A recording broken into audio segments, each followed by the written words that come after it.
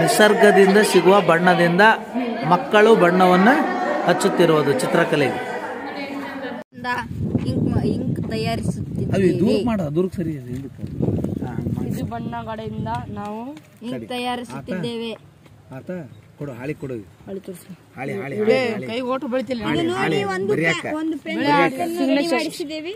ಹಾ ಈಗ ದೂರ ಕಡೆ ನೀ ಕೈ ನೋಡ್ರಿ, ದೂರ ಕಡೆ ದೂರ ಕಡೆ ಕೈ ಒಂದ್ ಸ್ವಲ್ಪ ಕರೀದತ್ತಲ್ಲ. ಒಂದು ಕೆಲಸ ನೋಡಿ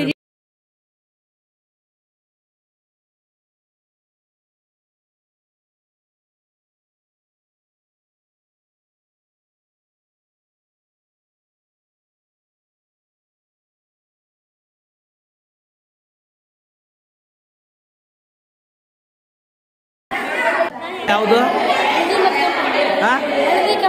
ಹಳದಿ ಕೆಂಪು. ಹೆಂಗ್ ತಯಾರು ಮಾಡಿದ ಬಣ್ಣ?